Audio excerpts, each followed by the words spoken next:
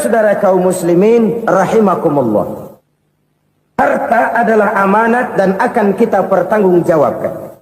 Allah melebihkan rizki sebagian kita dari yang lain agar kita saling tolong menolong, bantu membantu. Nabi janjikan, siapa yang meringankan beban saudaranya muslim di dunia, Allah akan meringankan bebannya di akhirat nanti. Sebuah jaminan dari baginda Nabi. Si orang yang kita bantu barangkali tidak bisa membalas, Allah yang akan membalas lewat jalan lain yang tidak pernah kita. Assalamualaikum warahmatullahi wabarakatuh. Semoga dapat bermanfaat bersama channel Cahaya Hati. Semoga amal ibadahnya Bapak Kiai Zainuddin Al-Mujid diterima Allah Subhanahu wa ta'ala. Amin amin ya rabbal alamin. Assalamualaikum warahmatullahi wabarakatuh. Selamat mendengarkan. Baik untuk dirinya, untuk anak cucunya, maupun untuk keluarganya, untuk masa kini dan masa depannya. Kadang simpanan itu berbentuk uang, kadang berupa tanah, lain saat berbentuk pabrik, dan lain sebagainya. Sementara masa depan yang paling pasti adalah akhirat. Jika untuk masa depan dunia kita rela memeras keringat, membanting tulang, pergi pagi dan pulang petang, menyimpan uang, menyimpan tanah, menyimpan pabrik, pernahkah kita merenung jika satu saat kiamat datang, kita dibangkitkan dari kubur masing-masing, berdiri di padang mahsyar untuk mempertanggungjawabkan seluruh kegiatan hidup kita di dunia ini, lalu kita akan menuju ke alam akhirat. Sudahkah kita mempunyai simpanan untuk akhirat kita? Pada pertemuan kali ini saya ingin menyampaikan sebuah hadis di mana Rasulullah sallallahu alaihi wasallam bersabda, arba'un min kanzil jannah. Simpanan sorga ada 4 macam. Yang pertama, ikhfa'us sadaqah, menyembunyikan sedekah. Saudara-saudara kaum muslimin, sebagaimana yang kita maklum bahwa Allah Subhanahu wa ta'ala melebihkan sebagian rezeki dari kita terhadap yang lain. Ada yang kaya, ada yang setengah kaya, ada yang miskin, ada yang setengah miskin, dan selanjutnya. Ada yang gajinya kecil tapi penghasilannya gede. Ada yang penghasilannya gede tapi nggak punya gaji. Ada juga yang memang gajinya gede dan penghasilannya gede. Kelebihan rezeki merupakan sunnatullah dan tidak harus membuat kita merasa lebih dari yang lain. Bahkan sebaliknya, kelebihan itu harus membuat kita ringan tangan untuk menolong mereka yang memang memerlukan pertolongan. Kalau saudara diberikan ilmu, maka pertanyaan akhirat cuma satu, ilmumu kau amalkan untuk apa? Kalau saudara diberikan umur yang panjang, pengadilan akhirat juga bertanya satu, umurmu kau habiskan di mana? Tapi kalau saudara diberikan harta, pengadilan akhirat akan bertanya 2, hartamu kau dapat dari mana, kau belanjakan kemana? Dari mananya ditanya dan kemananya juga ditanya. Oleh karena kita akan dimintakan pertanggungan jawab, maka amanah yang bernama harta ini harus kita gunakan dengan sebaik-baiknya. Ada penggunaan yang merupakan kewajiban, itu zakat namanya.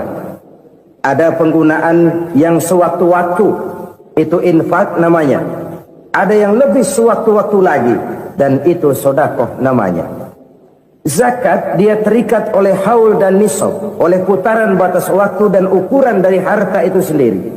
Sedangkan infak terikat oleh situasi dan kondisi perekonomian seseorang. Sedangkan sedekah tidak terikat dengan apapun. Dalam kondisi seperti apapun kita bisa melakukan sedekah dengan yang terkecil sekalipun. Sampai-sampai Rasulullah sallallahu alaihi wasallam mengajarkan, la tahqiranna minal ma'rufi syai'an walau an talqa akhaka biwajhin talik. Atau ada hadis, tabassumuka fi wajhi akhika laka shadaqah. Senyumanmu kepada temanmu adalah sedekah. Jadi untuk melakukan sedekah tidak harus dalam berbentuk uang. Dengan ilmu kita bisa sedekah, dengan tenaga kita bisa bersedekah, dengan pikiran kita bisa bersedekah, bahkan senyum kepada teman itu pun sedekah. Jadi kalau sedekah dengan uang memang belum punya uang, nyengir aja banyakin. Itu asal pada tempatnya, jangan lalu ketemu tiang listrik cengengesan. Tentu tidak pada tempatnya dan tidak wajar. Nah, sedekah yang paling dicintai Allah adalah sedekah yang disembunyikan. Artinya jauh dari sifat riya. Kan kadang-kadang ada orang sedekah itu disebutkan namanya. Apa tidak bagus? Kalau memang niatnya ikhlas, ya bagus-bagus saja. Untuk memberikan sugesti kepada yang lain. Si Fulan bin Fulan nyumbang sekian, diumumkan. Boleh kalau niatnya untuk memberikan rangsangan kepada yang lain supaya dia menyumbang lebih besar dari orang tadi. Tapi kalau itu mendatangkan riya, maka sedekah yang paling dicintai Allah adalah sedekah yang disembunyikan. Tangan kiri saja tidak tahu apa yang diberikan oleh tangan kanan. Sedekah yang dilakukan dengan ikhlas akan merupakan perbendaharaan surga. Tersembunyi dari pandangan orang lain. Tidak seorang pun tahu. Karena memang sikap yang baik adalah melupakan kebaikan dan mengingat kesalahan. Itu salah satu ciri orang bahagia. Orang yang selalu mengingat kesalahannya dan berusaha melupakan segala kebaikannya. Kalau dia akan berada kebaikan, dia tidak bisa ikut, dia merasa rugi karena dia merasa belum pernah berbuat baik. Tapi kalau akan melakukan kesalahan baru, dia ingat kesalahan yang sudah-sudah, sehingga terhalang baginya untuk melakukan satu kesalahan baru. Demikianlah saudara-saudara, bahwa Allah melebihkan rizki sebagian kita dari yang lain, agar terjadi tolong-menolong dalam kehidupan ini. Jadi kesenjangan yang nature, kesenjangan yang alami, itu sunnatullah. Ada yang kaya, ada yang miskin, ada yang kelas menengah. Nah, kenapa lalu sekarang kita berusaha mengentaskan kemiskinan? Oleh karena adanya kesenjangan struktural. Kalau yang kaya bisa semakin kaya, kenapa yang miskin tidak bisa naik jadi ikut sedikit kaya? Sebab pada dasarnya Islam adalah agama yang sejak turunnya sudah berupaya memerangi kemiskinan. Bahkan dikatakan kemiskinan itu mendekatkan kepada kekufuran. Orang kalau miskin udah dekat banget sama kafir. Gampang menjadi kafir. Berapa banyak saudara-saudara kita yang oleh karena soal perut, oleh karena soal materi, terpaksa meninggalkan dan menanggalkan akidahnya. Menjual petunjuk yang diberikan Allah dengan kesenangan dunia yang cuma sebentar ini. Na'udzubillah, thumma na'udzubillah. Jadi makin kita sembunyikan satu sedekah, semakin banyak perbendaharaan kita di surga. Sedekah yang paling dicintai Allah adalah sedekah yang disembunyikan. Malahan ada seorang sufi, dia punya kebiasaan kalau pergi sholat Jumat dia bawa uang, itu uang dia taruh di bawah tikar masjid. Dia niat sedekah kepada siapa saja yang nemuin itu duit. Maksudnya apa? Supaya yang nemuin nggak tahu siapa yang punya duit. Demikian dia saking ingin menyembunyikan sedekahnya. Karena sifat riya itu bisa memakan amal kita sendiri. Riya itu termasuk menyebut-nyebut kebaikan kita. Orang yang suka nepuk dada, sedikit-sedikit ngitungnya kalau nggak gua. Tuh kalau nggak gua tuh yang belah situ, kalau nggak gua, iya kalau nggak lu kenapa emang? Orang yang suka menepuk jasa, tuh biasanya memang begitu saudara-saudara.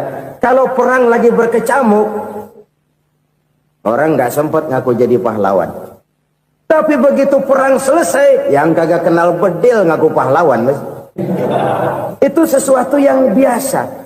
Oleh karenanya, Orang-orang yang ikhlas dalam bersedekah, disembunyikannya sedekah itu, Allah cinta betul.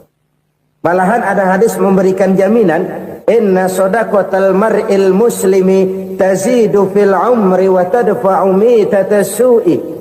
Sesungguhnya sedekahnya seorang mukmin tazidu fil umri, bisa menambah umur panjang. Wa tadfa'u mitatas su'i, dan menyelamatkan manusia dari mati secara su'ul khatimah. Jadi siapa yang kepengen panjang umur, banyaklah sedekah. Yang bosan hidup, pelit terus. Sedekah menambah panjang umur dan menyelamatkan manusia dari mati secara su'ul khatimah. Pak, katanya umur itu nggak bisa ditambah, nggak bisa dikurangin. Kapan? Kalau ajal sudah datang. Fa idza jaa ajaluhum la yastakhiruna sa'atan wa la yastaqdimun. Kalau ajal datang tidak bisa dimajukan, tidak bisa dimundurkan. Itu kalau ajal sudah datang. Tidak bisa lagi umur ditambah dikurangi, sudah datang. Tapi kalau belum datang, itu kan haknya Allah. Mau ditambah, mau dikurangi, hak prerogatif Allah. Sebagai pencipta manusia, Allah maha kuasa dan maha mampu. Sedekah ini menambah panjang umur dan menyelamatkan manusia dari mati secara su'ul khatimah. Itu orang mati kan sama ya, kondisinya mati, nggak nafas. Tapi hakikat mati kan lain-lain. Ada yang mati itu husnul khatimah, baik akhirnya. Misalnya lagi ngaji mati, lagi sholat mati, lagi sedekah mati. Ini yang dinamakan dengan husnul khatimah, baik di akhirnya. Sebaliknya ada yang su'ul khatimah, jelek di akhirnya. Ini yang jadi catatan akhir. Lagi nyekek botol, mampus. Lagi banting kartu, modar. Su'ul khatimah, jelek pada akhirnya. Sedekah menyelamatkan manusia dari mati secara su'ul khatimah. Dan kita semua kepengen mendapat husnul khatimah, jauh dari su'ul khatimah. Oleh sebab itu yang bisa menyelamatkan kita dari penyakit itu antara lain adalah sedekah yang disembunyikan. Yang dikerjakan dengan ikhlas karena Allah. Tidak karena kepengen dipuji orang. Tidak karena ingin dikatakan orang pemurah. Sebab orang dermawan itu orang yang memberi tanpa harus diminta. Kalau masih harus diminta, ya belum dermawan namanya. Masih harus diminta. Kalau nggak diminta, ya tulus. Lolos, polos. Saudara-saudara kaum muslimin rahimakumullah. Harta adalah amanat dan akan kita pertanggungjawabkan. Allah melebihkan rizki sebagian kita dari yang lain agar kita saling tolong menolong, bantu membantu. Nabi janjikan siapa yang meringankan beban saudaranya muslim di dunia, Allah akan meringankan bebannya di akhirat nanti. Sebuah jaminan dari baginda Nabi. Si orang yang kita bantu barangkali tidak bisa membalas, Allah yang akan membalas lewat jalan lain yang tidak pernah kita sangka-sangka. Ada orang tanya, Pak, ini ada orang nyumbang masjid sambil marah-marah, bagaimana? Saya bilang sumbangannya aja ambil, marahnya jangan. Marahnya jangan diambil, itu urusan dia. Saudara-saudara kaum muslimin rahimakumullah. Umat Islam ini kan umat yang punya potensi besar. Kadang kita merenung, kenapa kadang-kadang pembangunan masjid kok lambat sekali? Kalau hotel hari ini peletakan pertama, bulan depan peresmian. Supermarket hari ini peletakan batu pertama, minggu depan peresmian. Tapi kalau sudah yang namanya masjid, kadang-kadang peletakan batu pertama sekaligus jadi batu terakhir. 3 tahun, 4 tahun, campur nebar jalak di jalanan, duit dijaring kayak ikan sepat. Apa tidak ada orang Islam yang kaya? Banyak. Apa tidak ada pengusaha muslim yang jadi konglomerat? Ada. Lalu yang belum banyak itu yang komit terhadap nilai-nilai agamanya. Akhirnya kita jatuh jadi umat yang lemah. Belum ada pengusaha konglomerat muslim buka pabrik supermi cap beduk misalnya umpamanya atau pabrik kecap cap sorban supaya identitas keislamannya sedikit kelihatan. Kita jatuh jadi umat yang lemah karena potensi tidak terinventarisir dengan baik. Kita ini ibarat kompor yang cuma matengin nasi orang lain. Potensi kita dimanfaatkan oleh orang lain. Ukhuwah Islamiyah kita baru terbatas kepada silaturahmi. Ukhuwah di bidang ekonomi kita lemah, ukhuwah di bidang kebudayaan kita lemah, apalagi ukhuwah di bidang politik kita lebih rapuh lagi. Padahal ukhuwah itu adalah totalitas kehidupan manusia, menyangkut ipolexos bud, memerlukan nilai-nilai ukhuwah. Jadi oleh karena itu mari kita menyadari di dalam harta kita, walaupun kita yang cari pergi pagi pulang sore peras keringat banting tulang, di sana ada harta anak yatim, di sana ada hak masjid, di sana ada hak pesantren, di sana ada hak jihad. Berbahagialah seseorang apabila dia oleh Allah dijadikan keran. Keran itu menyimpan air tapi tidak untuk dirinya, tapi disalurkannya kepada mereka yang memang memerlukannya. Saudara-saudara kaum muslimin rahimakumullah, ini yang pertama. Jadi perbendaharaan surga adalah menyembunyikan sedekah. Orang lain nggak tahu, kita pun nggak pernah ngitung-ngitung. Kita anggap lewat begitu saja, padahal itu deposit akhirat. Satu. Yang kedua, perbendaharaan surga itu apa? Wa kitmanul musibah, menyembunyikan kesulitan. Kadang orang takut menghadapi kesulitan. Tapi makin kita merenung, hidup ini kan sebenarnya urusan. Takut sama urusan ya jangan hidup. Tandanya orang hidup itu kalau punya urusan. Urusan melupakan problem. Problem sering menimbulkan kesulitan. Kesulitan bukan untuk ditakuti, tapi untuk diatasi dan dicarikan jalan keluarnya. Siapa sih orangnya yang nggak pernah sulit-sulit? Makin tinggi status sosialnya, makin gede urusannya. Makin tinggi kualitas imannya, makin berat tingkat kesulitannya. Cuma memang yang namanya enak itu seperti pelangi. Biang lala itu nggak pernah di atas kepala kita, di atas kepala orang melulu. Lu sih enak lu, kata kita. Dia juga bilang enak kan lu. Pelangi itu nggak pernah di atas kepala kita. Kata tukang beca, aduh enak ya naik Mercy. Kata tukang beca, apa yang di dalam mobil Mercy? Aduh enak bener tukang beca, di jok ngeringkuk ngorok pulas bener.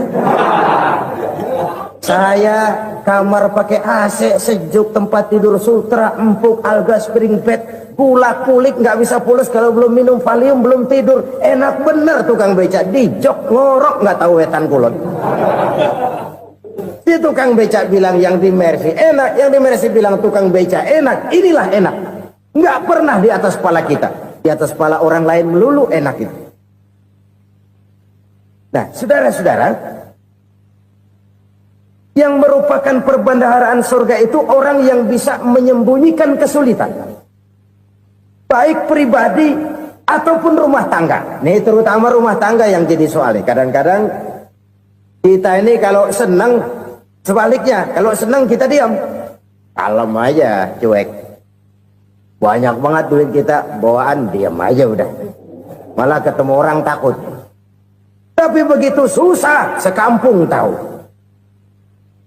Padahal Nabi mengajarkan perbendaharaan surga itu menyembunyikan musibah, menyembunyikan kesulitan. Kalau enak, cerita sama orang-orang. Kalau nggak enak, rasain sendiri, tekan sendiri, atasin sendiri. Kita kan sebaliknya, tenang kita diam, asal lagi susah, paling tidak kita nyari teman buat cerita kesusahan. Siapa orangnya yang nggak pernah susah? Cuma soalnya bagaimana kita mengatasi kesusahan itu sendiri. Begitu juga misalnya kalau orang sudah berumah tangga, itu orang tuanya harus menjadi tempat dia cerita yang enak-enak saja. Yang nggak enak rasain berdua, selesaikan berdua, atasin berdua. Jangan dibalik. Asal senang diam, giliran susah saja. Maknya laporan. Terbalik. bisa menjaga security informasi. Maka nama bayam keluar diem, malah seluitan. Enak amat lo makan daging ayam. Security informasi. Saudara-saudara kaum muslimin rahimakumullah. Ujian yang terberat itu yang pernah diberikan kepada para nabi, para rasul, para aulia, para ulama. Makin tinggi keimanan, makin berat bentuk kesulitan. Ayo saya kemukakan satu contoh saja. Ada seorang nabi yang kaya, nabi kaya, namanya Nabi Ayub. Iblis kalau orang begini kan keki, ibadahnya rajin, kaya. Nih yang kayak begini susah digodain. Kalau ibadahnya rajin, miskin, kali bisa disogok. Sini imannya mantap, ibadahnya rajin, kaya, nabi lagi. Oh, tapi namanya iblis nggak kurang akal. Laporan, Tuhan, kenapa iblis? Ya ini bahasa saya, bahasa Qurannya sih nggak gitu. Itu hambamu yang namanya Ayub, dia rajin ibadah cuma karena dikasih kaya aja. Coba kasih miskin dia, berhenti dia sembahyang. Ah, kamu bisa aja. Saya tahu Ayub itu hambaku yang ikhlas. Saya buktiin Tuhan, silahkan. Dibuktiin lah, iblis turun ke alamin. Yang mula-mula dia lakukan, dia rusak sawah ladang Nabi Ayub. Dia binasakan binatang ternak Nabi Ayub. Sehingga dalam waktu singkat, jatuhlah Nabi Ayub dari orang paling kaya jadi orang paling miskin. Beliau masih ibadah di mihrab dalam masjid. Datang iblis. Saudara Ayub, ya, lagi ngapain? Ibadah. Nyembah Allah, nyembah Allah. Oh, percuma. Kenapa? Tuhan yang ente sembah nih, dia udah bikin miskin ente. Sawah ladang ente hancur lebur, binatang ternak binasa. Sekarang ente jadi orang paling miskin. Ngapain nyembah Tuhan kayak begitu? Tekor. Udah berhenti dah ibadah, berhenti ibadah. Ini iblis sama Tuhan laporannya lain, yang dikerjakan kepada Nabi Ayub juga lain. Benar begitu iblis kata Nabi Ayub? Iya, sawah ladang saya habis, buras. Binatang ternak saya binasa, binasa. Saya miskin, bangpak. Apa jawab Nabi Ayub? Bukan innalillahi, ini hebat. Alhamdulillahillazi a'tani wa akhza minni. Segala puji bagi Allah yang telah memberikan harta kepada saya dan sekarang mengambilnya lagi. Alhamdulillah. Allah yang ngasih, Allah yang ambil. Itu mah urusan Allah. Iblis cuman ibadah jalan terus, sujud lagi Nabi Ayub. Iblis seleher gondok banget. Dasar Nabi nggak mempan dia apa-apain. Miskin malah alhamdulillah. Allah yang ngasih, Allah yang ngambil. Jadi kalau kita tidak komit, kita tidak terikat kepada kaya, miskin, senang, susah, apa yang bisa bikin kita susah? Jadikan kekayaan, kemiskinan, jadikan senang susah sebagai anak buah yang bisa kita atur. Jangan kekayaan ngatur kita, jangan kemiskinan ngatur kita. Kita yang harus mengatur mereka. Senang susah, kaya, miskin, bahagia, sengsara, jadikan itu anak buah yang bisa kita atur. Kalau sekarang kita kaya, lain saat boleh jadi kita miskin, semiskin-miskinnya. Allah yang ngasih, Allah yang ngambil. Tenaga mana yang bisa menghalangi? Ibadah jalan terus. Iblis makin gondok. Dasar Nabi loh. Akhirnya apa? Nabi Ayub dikerjain, diberikan penyakit. Demikian fatal penyakitnya. Bayangin, udah miskin, sakit. Masya Allah. Miskin, sakit. Sakitnya nggak lama, kira-kira 16 tahun. Istrinya 3, 2 mental minta ceraiin. Ngerawatin laki bengek begini. Senang belum tentu, susah udah pasti nih. Cerai aja, cerai dah. Cerai. Tinggal satu Siti Rahmah yang setia menemani beliau. Sesetia-setianya hati perempuan. Satu saat Siti Rahmah bilang, Bang, Ya, abang kan nabi bang. Lalu namanya nabi kan doanya jarang meleset bang. Maksud kamu minta kenapa sih sama Tuhan biar abang sembuh baik dah bang? Itu Rahmah. Iya. Saya sakit berapa tahun sih dah? 16 tahun bang. Sebelum ini saya sehat berapa tahun? Ya kira-kira 60 tahun bang. Nah coba ente banding-bandingin Rahmah. Saya dikasih sehat 60 tahun. Dikasih sakit 16 tahun. Sudah nggak sabar. Mau doa kepada Allah minta sembuh. Saya malu. Malu kepada Allah. Diuji dengan yang luar biasa seperti ini. Tidak mengganggu stabilitas kehambaannya. Dia tetap menghamba kepada Allah subhanahu wa ta'ala. Saudara-saudara kaum muslimin rahimakumullah. Kunci menghadapi kesulitan itu apa? Allah jelaskan dalam satu ayat, wa basyiris sabirin alladzina iza asabathum musibah qalu inna lillahi wa inna ilaihi raji'un. Gembirakan orang-orang yang sabar. Siapa mereka itu?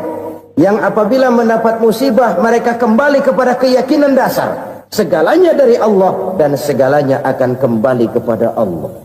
Ini konsepsi dasar dari sikap muslim dalam menghadapi berbagai kesulitan.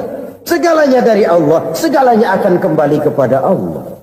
Kalau ini sudah kondisi dasarnya, maka kita akan lapang menghadapi kenyataan bagaimanapun pahitnya. Apakah itu namanya miskin, apakah itu namanya sakit, bahkan maut sekalipun. Maut sekalipun. Segalanya dari Allah, segalanya akan kembali kepada Allah.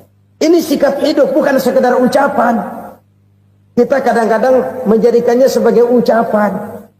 Mulutnya sehingga berhenti, innalillahi wa inna ilaihi raji'un, tapi nangisnya terus gerung-gerungan. Bukan itu, ini kesadaran moral. Kalau segalanya dari Allah, segalanya kembali kepada Allah, kan sebenarnya cuma nunggu giliran. Hari ini saya nyembayangin dia, entah hari apa saya disembayangin orang. Hari ini saya antar dia ke kubur, entah hari apa orang nganterin saya ke kubur. Hari ini saya tahlilkan dia, entah nanti kapan orang tahlilkan saya. Segalanya dari Allah, segalanya akan kembali juga kepada Allah. Oleh sebab itu saudara-saudara, kesulitan bukan untuk ditakuti. Kesulitan justru untuk diatasi, dicarikan jalan keluarnya. Dan tidak ada orang yang tidak pernah mendapat kesulitan. Tidak ada. Semakin tinggi status sosial, semakin tinggi kualitas keimanan, semakin besar juga tingkat kesulitan. Hanya saja bagaimana cara kita mengatasinya. Dan Al-Quran menyatakan, inna ma'al usri yusra. Di balik kesulitan itu pasti ada kemudahan. Roda itu berputar. Karena itu Rasulullah sallallahu alaihi wasallam mengingatkan kepada kita, ta'arraf ilallahi firraha ya'rifka fisyiddah. Ingatlah kepada Allah di waktu kamu senang, supaya Allah ingat kepada kamu di waktu kamu susah. Kalau waktu senang kita ingat kepada Allah, kita susah, Allah tidak akan meninggalkan kita. Tapi kalau waktu senang kita jauh dari Allah, sujud tidak sempat, dengan masjid jauh, ketika senang kita lupakan Allah. Nanti begitu kita susah,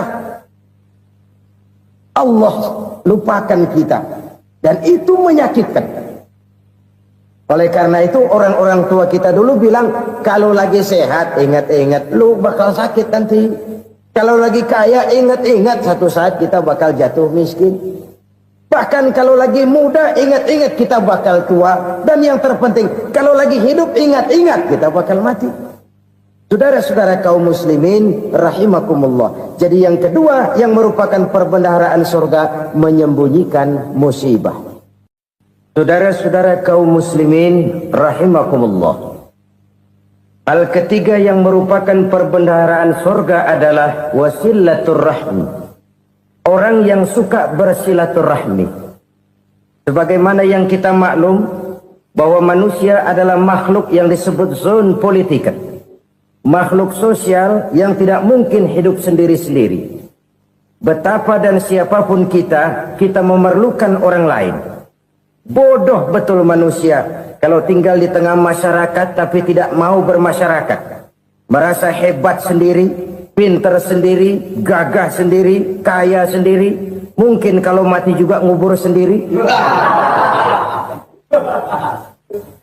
Jangankan kita di sini, Di sorga saja Nabi Adam waktu sendirian bengong melulu, mondar mandir. Allah tegur dam sepi dam. Ya ini kalau bahasa saya. Iya Tuhan, sepi ini nggak ada coret-corekan pisan ini. Diciptakan Siti Hawa baru anteng Nabi Adam. Itu di surga. Cobalah. Umpamanya saudara tinggal di Jakarta nih. Kayak bener. Apaan aja di Jakarta punya saudara dah. Jembatan Semanggi ambil. Monas, Buntel bawa pulang. Hotel-hotel ambil semua. Cuman tinggal di Jakarta sendirian, apa enaknya? Betapa dan siapapun kita perlu orang lain. Tidak ada seorang pun yang bisa memenuhi kebutuhan hidupnya secara sendiri-sendiri. Nah, Islam telah menyelamatkan manusia dari ras diskriminasi, mengikat manusia dengan persaudaraan yang berlandaskan kepada akidah. Karena itu dianjurkan bersilaturahmi. Bahkan Nabi menyatakan, man arada ayyubsata lahu fi rizqihi wa yunsa'a fi atharihi falyasil rahimah. Siapa yang kepengen diluaskan rezekinya dan dipanjangkan usianya, banyaklah ia bersilaturahmi. Siapa yang kepengen dimudahkan rezekinya, hendaknya ia banyak bersilaturahmi. Kalau banyak teman, kesulitan kan paling tidak ada tempat cerita. Udah susah, sendirian kita pikirin diri, nggak ada tempat tukar pikiran. Cepet banget sama bengek. Dilawan sendiri. Nah, secara makro kita bisa berkata, tidak mungkin ada kemenangan kalau tidak ada kekuatan. Tidak ada kekuatan kalau tidak ada kesatuan dan persatuan. Tidak mungkin ada kesatuan dan persatuan tanpa semangat silaturahmi. Kalau umat Islam mau menang, dia harus kuat. Kalau umat Islam mau kuat, dia harus bersatu. Kalau umat Islam mau bersatu, dia harus membudayakan silaturahmi ini. Bahkan sampai-sampai kata Nabi, kalau bisa cari nilai tambah. Apa? Silman qata'ak. Bersilaturahmilah kau kepada orang yang marah denganmu. Masya Allah, indahnya ajaran agama kita. Orang yang marah pun kepada kita, kata Nabi, kalau bisa bersilaturahmilah kepadanya, kepada orang yang marah itu. Di situ nilai tambah. Cuman jujur nih hadis, ngucapinnya gampang, ngamalinnya yang berat banget. Orang marah sama kita, kita disuruh silaturahmi. Ada apa malu? Lu marah, ada gue marahan lagi. Gue pikirin. Saudara-saudara kaum muslimin rahimakumullah. Tapi ini yang diajarkan, bahkan ini yang dicontohkan oleh baginda Rasul. Bagaimana begitu mudah, misalnya satu saat Abu Jahal ini ngatur strategi bagaimana bikin Muhammad celaka. Dia gali lubang di depan tempat tidurnya. Dia tutupin daun korma. Terus dia panggil seseorang, ke sini.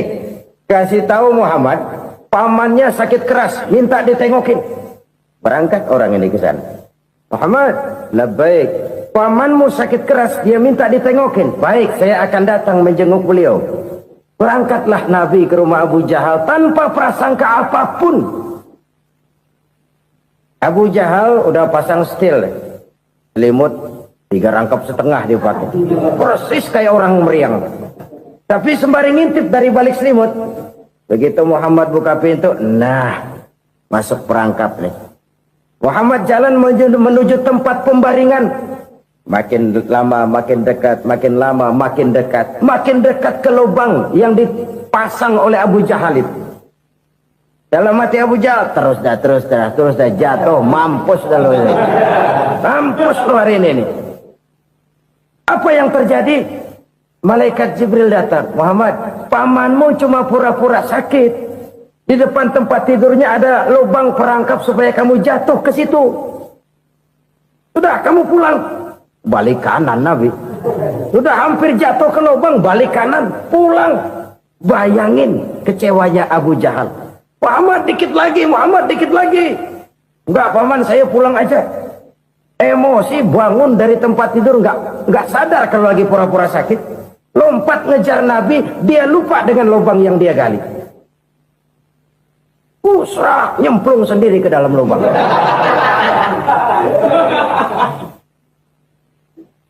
Nabi terus berlalu. Ini terjadi keanehan. Jatuh ke lubang yang dia gali itu sebenarnya nggak terlalu dalam ya, antara 3-4 meteran lah. Tolong saya jatuh ke lubang ini. Datanglah pelayan-pelayannya itu. Angkat saya dari sini. Oh, yang ngulurin tambang. Satu gulung, belum juga nyampe itu tambah. Kurang, beli lagi ke warung. Sambung, ulur lagi, nggak juga bisa sampai. Wah, ini kerjaan Muhammad ini. Tolong, siapa salah seorang kamu ke rumah Muhammad? Kasih tahu, encangnya kecebur. Minta ditolongin. Sampaikan kepada Rasul. Kenapa? Pamanmu jatuh ke lubang, Muhammad minta tolong diangkatin. Tambang udah nyambung-nyambung nggak nyampe juga. Ya, nanti saya datang, saya tolong. Cobain. Nyata-nyata orang berniat jahat mau mencelakakan dia. Datang dia menolong. Ini yang disebut air tuba dibalas air susu ya ini. Bukan sebaliknya. Air tuba dibalas air susu. Paman, kecebur ya? Iya Muhammad, tolong ini. Pegang tangan saya. Nabi ulurkan tangannya, nyampe, dipegang oleh Abu Jahal, diangkat ke atas, sampai atas. Apa kata Abu Jahal? Sihirmu memang hebat Muhammad. Udah ditolongin dikata sihir, yang enak kita kemplang kan itu orang begitu. Urusan apa? Tapi inilah akhlak. Kalau bisa kamu bersilaturahmilah dengan orang yang marah kepadamu sekalipun. Orang marah kita tetap baik. So, kalau kita berbuat baik sama orang yang memang baik, rasanya sih biasa-biasa aja. Orang baik kita baik lagi, ya draw aja, belum ada nilai tambah di situ. Baru ada nilai tambah kalau kita bisa berbuat baik kepada orang yang nyakitin kita. Itu namanya kita setingkat di atas dia. Dia sakitin kita, kita berbuat baik sama dia. Dia pelit sama kita baik sama dia. Dia marahin kita deketin dia. Di situ kita punya nilai tambah. Jadi siapa yang ingin diluaskan rezekinya kata Nabi dan dipanjangkan umurnya, hendaklah ia banyak-banyak bersilaturahmi. Sederhana sebenarnya silaturahmi, tapi silaturahmi membangkitkan semangat kesatuan dan persatuan. Kesatuan dan persatuan melahirkan kekuatan. Dalam matematika 1 ditambah 1 pasti 2. Tapi di tengah masyarakat, 1 orang takut ditambah 1 orang takut, hasilnya jadi 2 orang setengah berani. Kenapa setengah berani? Karena udah berdua. Tadi pan takut sendirian. Kalau dia kumpul turu-turu takutlah jadi berani. Kita yang lemah, kita yang tidak berdaya, kita yang miskin, kalau mau kompak bersatu, apa yang nggak bisa kita kerjain? Apalagi tinggal di kota besar, pilihan cuma 2. Bertahan atau minggir. Bertahan atau minggir. Untuk bisa bertahan harus mampu bersaing. Untuk mampu bersaing harus punya keahlian. Keahlian harus ditunjang dengan pendidikan, ditambah oleh kekompakan sebagai umat. Udah miskin mencar mulu, orang injak kita. Orang nggak pandang urusan apa malu. Oleh karena itu, silaturahmi pada hakikatnya merupakan roh dari ukhuwah yang diajarkan oleh agama kita. Bagaimana Islam menyelamatkan masyarakat manusia dari ras diskriminasi, mengikat manusia, dan tidak ada persaudaraan yang lebih indah selain persaudaraan yang diikat dengan nilai-nilai akidah. Sepanjang orang di jalan Allah, itulah saudara kita. Keluar dia dari jalan Allah, selesailah persaudaraan sampai di situ. Karena itu, kalau ingin menyimpan sesuatu di surga, banyaklah bersilaturahmi. Datang ke rumah ini, datang ke rumah itu, dan lain sebagainya. Itu simpanan kita di akhirat nanti. Ini yang ketiga. Saudara-saudara, yang keempat, perbendaharaan surga itu apa? Wa qawlu la hawla wa la quwwata illa billah. Ucapan la hawla wa la quwwata illa billah. Ibadah kan ada yang berat, modalnya besar. Bangun masjid berat, modalnya besar. Bangun rumah sakit berat, modalnya besar. Ada ibadah yang berat, tapi modalnya ringan. Misalnya Puasa. Puasa itu berat. Mengendalikan nafsu. Kalau sekedar nggak makan nggak minum sih enteng. Mengendalikan nafsu. Itu jihad terbesar. Tapi kan modalnya ringan. Cuma niat saja. Ini ibadah berat, modalnya ringan. Ada ibadah yang ringan, modalnya juga enteng. Seperti termasuk ucapan la haula wa la quwata illa billah. Tanpa sadar, la haula wa la quwata illa billah. Nyelengin tuh di surga. Nyelengin, kita nggak terasa. Nyelengin simpenan akhirat. La haula wa la quwata illa billah. Nyimpan lagi. Kaget. La haula wa la quwata illa billah. Nyimpan lagi. Banyak simpenan. Walaupun sebenarnya yang dimaksud di sini adalah kesadaran batin. Bahwa tidak ada daya dan kekuatan kecuali Allah. Itu intinya. Kita memulai pekerjaan disunahkan baca bismillah. Kan begitu. Apa itu? Kesadaran moral. Bahwa ini saya bisa kerjakan. Saya kerjakan ini dengan menyebut nama Allah. Kenapa? Kalau Allah tidak memberikan daya dan kekuatan, mana mampu saya kerjakan ini. Maka saya kerjakan ini dengan menyebut nama Allah. Bismillah. Kesadaran moral. Manusia hanya wajib berusaha, tapi nggak pernah wajib berhasil. Banyak hal-hal yang kalau kita renungkan secara rasio, nggak mungkin. Tapi jadi kenyataan. La haula wa la quwata illa billah. Tidak ada daya dan kekuatan kecuali bagi Allah semata-mata. Kesadaran moral akan kelemahan dan keterbatasan makhluk bernama manusia. Kadang kita kagum dengan otak, tapi kita sering lupa sama yang bikin otak. Padahal bagaimanapun hebatnya otak, yang bikin otak pasti lebih hebat dari otak. Nggak percaya? Silahkan otak-otakan. Inilah kecenderungan. Kita kagum dengan pesawat-pesawat mutakhir, bukan main besi gede banget terbang itu. Alangkah hebatnya. Lalu apa yang bikin otak tidak lebih hebat dari itu semua? Kita puji laut. Apa yang bikin laut tidak lebih hebat dari laut itu? La haula wa la quwata illa billah. Tidak ada daya dan kekuatan kecuali Allah. Apa yang bisa kita lakukan kalau tidak karena daya dan kemampuan yang diberikan oleh Allah kepada kita? Lahirlah sikap tawadu, rendah hati, tidak melonjak menjadi angkuh dan sombong, sadar akan kelemahan dan keterbatasan diri. Sebagai makhluk yang diciptakan oleh Allah Subhanahu wa ta'ala. Jadi satu sisi ini ucapan yang berpahala, la haula, jadi wiridan. Pada sisi lain ini kesadaran moral, sikap mental, kesadaran batin, bahwa yang punya daya dan kekuatan itu cuma Allah. Kita nggak pantas untuk sombong, sebab sombong itu pakaiannya Allah. Kita nggak sedang pakai pakaian Allah, kegedean. Dan makin kita renungi, makin terbentur. Apa sih yang bisa kita sombongin? Kita mau sombong apa? Kaya,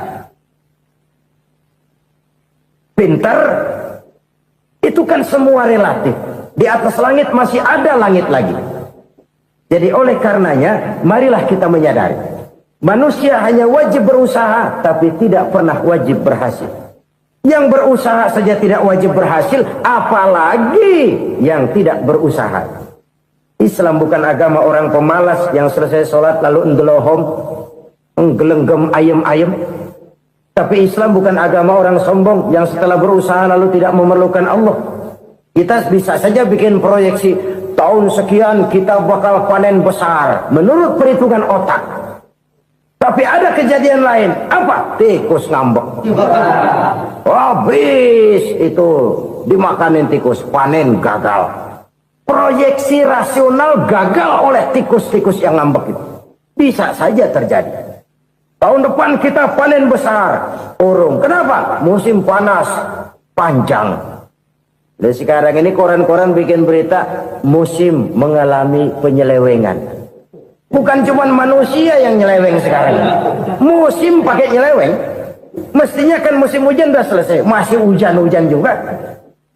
Musim. Nah sekarang kita boleh bikin proyeksi, kita bakal panen besar. Tahu-tahu musim panas panjang, sawah retak, air kering. Cari teknokrat yang paling botak, suruh pendekin tuh musim panas. La haula wa la quwwata illa billah. Inilah kesadaran moral. Saudara, saya teringat satu saat ada seorang konglomerat. Umurnya ya kira-kira 70-an. Satu saat dia ditanya oleh wartawan, "Pak, umur Bapak berapa sih?" "Ya paling 10 tahun." 10 tahun? 10 tahun? Anak Bapak berapa orang? Satu saja? Satu. Harta Bapak berapa? Ya paling-paling bangsa 7 juta kali. 7 juta? Iya. Pak, kenapa Bapak bohongi saya? Bapak punya buku biografi. Koran-koran, majalah-majalah banyak memuat cerita riwayat hidup Bapak.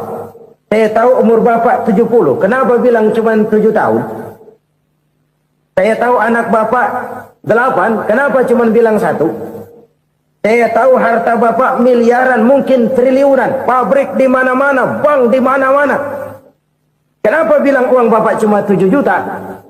Nah, kata si konglomerat tadi, "Kamu benar, nak, kamu benar. Umur saya kalau jumlahnya memang 70, nak. Cuman ingat-ingat saya, baru 7 tahun terakhir ini saya sujud. Baru 7 tahun terakhir ini saya berusaha dekat dengan Allah. Saya laksanakan perintahnya, saya jauhi larangannya.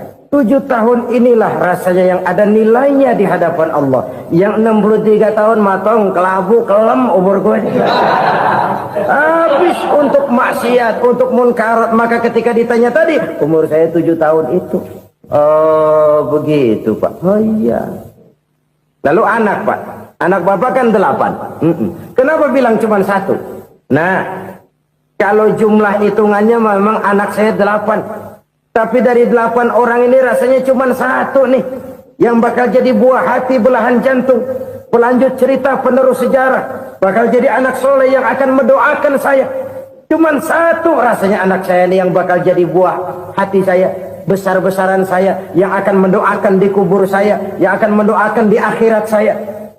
Yang 7 orang mana? Masya Allah, yang 1 tenggeng. Yang 1 nyekek botol mulu.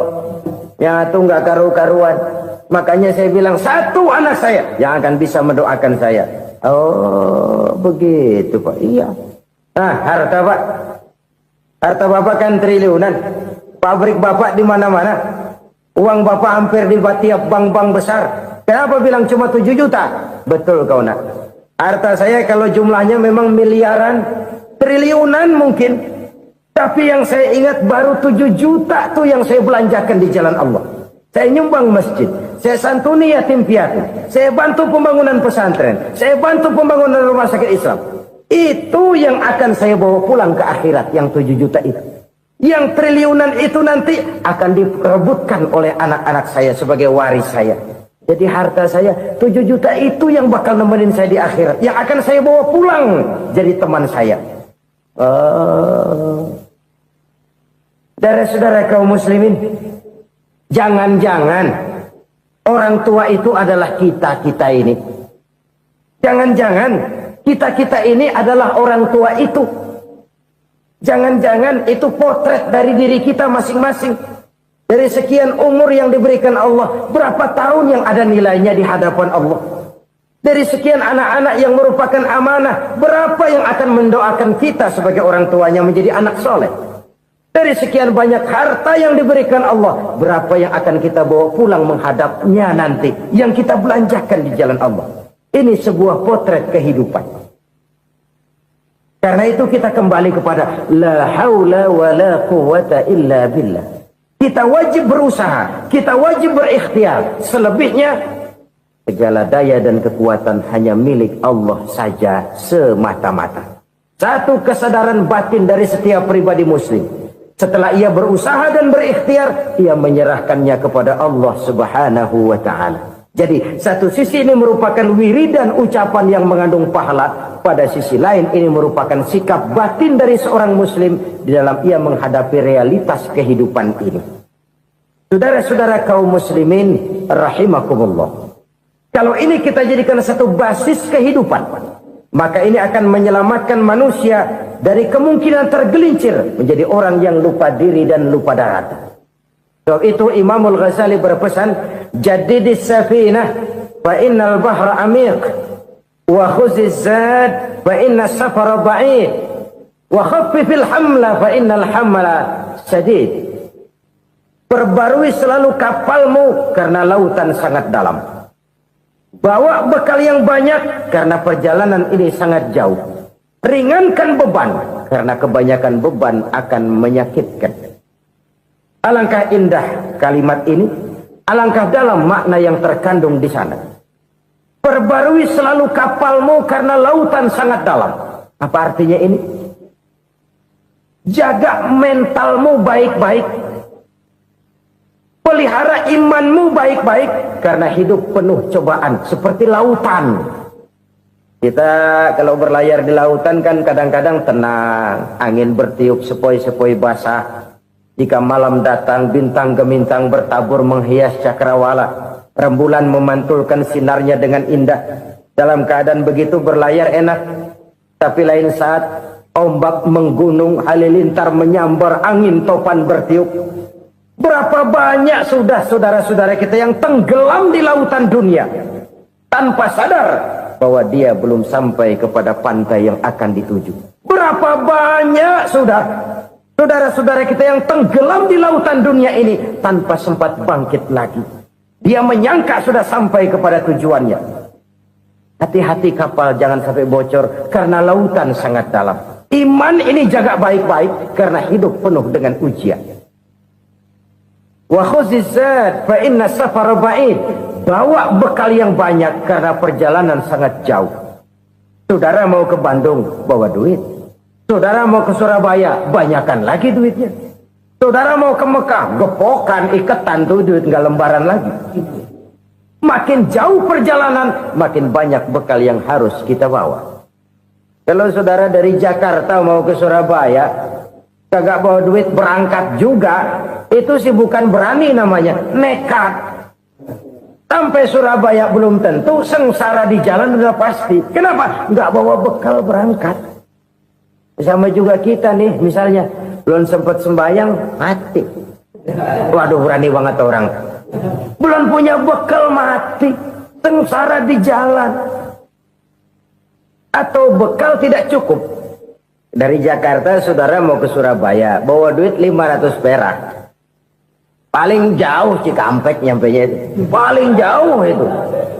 Antara jauhnya perjalanan dengan bekal yang saudara bawa tidak seimbang. Hidup ini perjalanan panjang. A walking tour. Dimulai dari alam arwah. Sebelum jasad diciptakan, roh diciptakan lebih dulu. Dari situ pindah ke alam rahim. Dari alam rahim pindah ke alam dunia. Dari alam dunia pindah ke alam barzah. Baru menuju akhirat. Satu perjalanan panjang. Kalau bekal tidak bawa, sengsara di jalan. Bawa bekal yang banyak karena perjalanan ini sangat jauh. Wa khaffifil hamla, ringankan beban karena beban itu cuma akan menyulitkan. Kalau bekal itu sih keperluan, tapi beban nggak kita perluin, cuma ngeberat-beratin. Apa ini beban? Dosa. Kecurangan, kebatilan, kezoliman, ketidakadilan, kesewenang-wenangan. Itu akan jadi beban kita di akhirat. Alangkah celakanya, perjalanan panjang, bekal tidak bawa, beban kelewat banyak, alamat sengsara di jalan. Pahala tidak ada, dosa berlipat ganda. Na'udzubillah, summa na'udzubillah. Kalau kita rangkum nasihat Al-Ghazali dengan kisah si konglomerat tadi, kita akan mengambil kesimpulan. Pertama, bekal terbaik dalam menghadapi gejolak kehidupan ini tidak lain adalah iman. Yang kedua, pahala dan dosa. Dua hal kontroversial. Pahala adalah bekal, dosa adalah beban. Tapi kita sekarang kan tidak begitu terangsang kepada yang abstrak. Orang berlomba mencari yang konkret-konkret saja. Yang real. Kalau memang dosa, benjol dong. Kira-kira begitu. Kira-kira begitu. Persis orang Yahudi dulu. Orang Yahudi itu kan pernah minta kepada Nabi Musa. Ya Musa, lan nu'mina laka hatta narallaha jahrah. Musa, kami nggak bakal mau beriman kepada Allah kalau belum kami lihat Allah ada nongkrong di depan kami. Kalau memang Tuhan ada, taruh dong di depan kami. Mau yang konkret-konkret saja. Kalau memang dosa, benjol dong. Kalau memang pahala, berasa dong. Orang terangsang kepada yang real, yang konkret-konkret saja. Karena itu, untuk mengejar dosa orang mau bayar. Tapi untuk mengejar pahala, walaupun tidak bayar, orang segan. Ini yang dikatakan oleh Nabi, kamu mengharapkan ke surga, tapi kamu berat melaksanakan sesuatu yang bisa membawa kamu ke surga.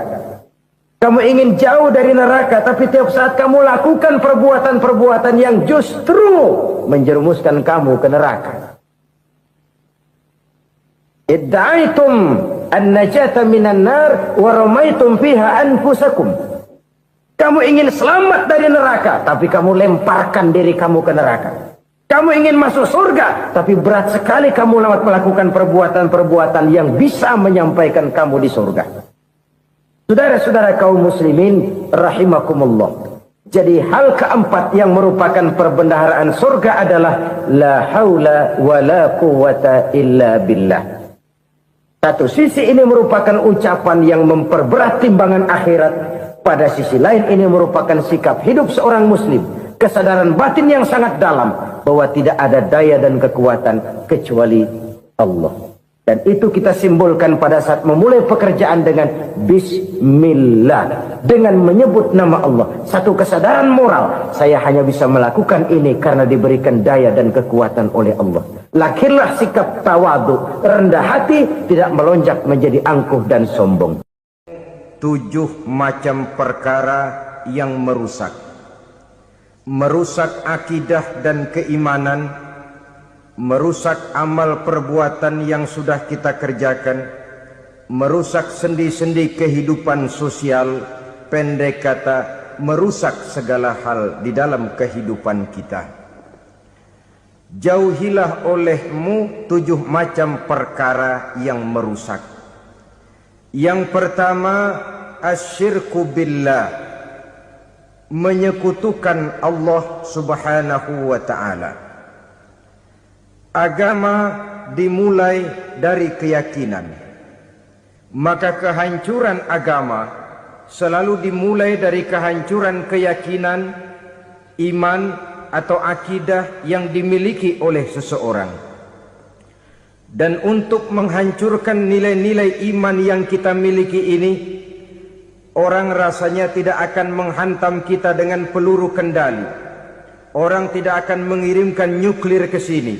Orang tidak juga akan mengirimkan satuan militernya ke sini. Untuk menghancurkan nilai-nilai iman, dibanjiri kita dengan paham-paham yang merusak dan mendangkalkan akidah. Baik ia bernama materialisme, baik ia bernama sekularisme, baik ia bernama banjirnya maksiat dan munkarat, baik ia bernama banjirnya peradaban dan kebudayaan yang menghancurkan moral daripada anak-anak kita, sedikit demi sedikit melenturkan dan melunturkan nilai-nilai keimanan kita, untuk kemudian pada waktunya nilai iman itu akan bertukar dan berganti menjadi nilai syirik kepada Allah subhanahu wa ta'ala. Atau pada sisi lain, menjadikan yang selain Allah sebagai tujuan akhir daripada kehidupan kita. Sedangkan kita sama-sama maklum bahwa di dalam pandangan agama Islam, dosa yang tidak berampun, dosa yang terbesar, termasuk dalam kategori bapak moyangnya dosa, tidak lain adalah syirik, yakni menyekutukan Allah subhanahu wa ta'ala. Pola penghancuran iman ini memang berstrategi. Ditawarkan kita kepada paham materialisme, paham kebendaan, di mana otak menempati urutan sebagai ranking pertama, Tuhan jatuh pada urutan kedua. Lalu menyusul kepada paham sekularisme, Allah dipisahkan dari seluruh kegiatan hidup ini, untuk pada gilirannya menjadikan yang selain Allah sebagai tujuan akhir daripada seluruh kegiatan hidup kita. Oleh karenanya, kewajiban menjaga nilai-nilai iman ini merupakan kewajiban yang mulia tetapi berat, tidak hanya untuk kita, tetapi juga bagaimana mewariskannya kepada anak-anak kita, generasi yang akan datang. Orang-orang tua bijaksana yang diceritakan di dalam Al-Quran, kalau sudah berpikir tentang anak-anaknya, pertanyaan yang paling mereka risaukan ialah, ma ta'buduna min ba'di. Anakku, kalau pada satu saat aku, ayahmu sudah tidak ada lagi di dunia ini, meninggalkan kamu semua, ma ta'buduna min ba'di, apa yang akan kamu sembah nak? Jikalau sekarang ayahmu masih mau ke masjid, masih mau melakukan rukuk dan sujud, masih beribadah menyembah Allah Subhanahu wa ta'ala, kalau orang tuamu sudah tidak ada, ma ta'buduna min ba'di, masihkah engkau mau datang ke masjid? Masihkah engkau mau rukuk dan sujud? Masihkah engkau mau menyembah Allah Subhanahu wa ta'ala? Pertanyaan ini yang dipikirkan oleh Nabi Yakub kepada putra-putranya. Pertanyaan ini yang diteruskan oleh Nabi Ibrahim kepada anak-anaknya. Pertanyaan ini yang diwariskan oleh generasi ulama'us salafus saleh kepada para generasi berikutnya. Bagaimana kita generasi sekarang? Kita orang-orang tua sekarang bukan berfikir ma ta'buduna min ba'di, malah yang kita fikirkan ma ta'kuluna min ba'di. Kalau bapak tidak ada nanti kamu makan apa nak? Perkara kamu nyembah apa, urusan nomor 18. Yang penting kamu nanti hidup bisa makan nak. Maka kita sibuk mewariskan harta kepada anak-anak kita. Kita sibuk mewariskan kebun dan tanah kepada anak-anak kita. Kita sibuk mewariskan pabrik kepada anak-anak kita, sementara kita lupa mewariskan intan yang paling mahal, mewariskan mutiara yang paling berharga, yaitu nilai iman kepada Allah Subhanahu wa ta'ala. Alangkah baiknya apabila warisan harta, warisan tanah dan kebun, warisan rumah dan pabrik didasari lebih dahulu dengan mewariskan nilai iman kepada Allah Subhanahu wa ta'ala. Sebagai orang-orang tua, kita boleh bersedih kalau anak kita tidak mengerti komputer. Kita boleh bersedih kalau anak kita tidak mengerti matematika. Kita boleh bersedih kalau anak kita tidak mengerti bahasa Inggris. Tapi sewajarnya lebih bersedihlah kita orang tua jikalau mempunyai anak yang tidak kenal Allah sebagai Tuhannya, yang kemudian tidak mau rukuk dan sujud kepada Allah Tuhannya. Itulah kemalangan yang paling malang bila kita meninggalkan generasi yang tidak bertauhid kepada Allah Subhanahu wa ta'ala. Betapapun anak kita tidak ngerti komputer, saudara, paling-paling kerugiannya cuma kerugian dunia. Masuk dia ke alam barzakh, munkar nakir tidak akan sempat tanya kau belajar komputer apa tidak. Kumpul dia di padang mahsyar, malaikat juga tidak akan tanya matematikamu nilainya berapa. Yang ditanya kau kenal Allah, kau rukuk dan sujud kepadanya, kau pernah datang ke masjid. Oleh karena itu sekali lagi, menjaga nilai iman tidak hanya untuk kita, tetapi juga mewariskannya kepada anak-anak kita, generasi yang akan datang. Sungguh kemalangan yang paling besar apabila kita meninggalkan anak-anak kita. Mereka kita tinggalkan lemah ekonominya, itu tidak baik. Mereka kita tinggalkan lemah otaknya, itu pun akan membuat mereka tertinggal oleh yang lain. Tapi yang paling celaka, jikalau kita tinggalkan mereka dalam kondisi lemah imannya, rapuh akidahnya, tidak baik dan tidak betul keyakinan hidupnya. Oleh karena itu Nabi berpesan, jauhilah 7 perkara yang merusak. Yang pertama, syirik kepada Allah Subhanahu wa ta'ala. Menyekutukan Allah baik dalam ucapan, dalam keyakinan, ataupun dalam perbuatan. Ini perkara pertama yang termasuk 7 perusak besar di dalam kehidupan. Kalau sudah jatuh kita ke lembah syirik, bagaimanapun banyak kebaikan yang kita kerjakan, berjiwa sosial, bertangan pemurah, gemar menorong orang lain. Terima kasih sudah mendengarkan ceramah Jainuddin MZ. Semoga amal ibadahnya diterima Allah Subhanahu wa Ta'ala. Amin amin ya robbal alamin. Assalamualaikum warahmatullahi wabarakatuh.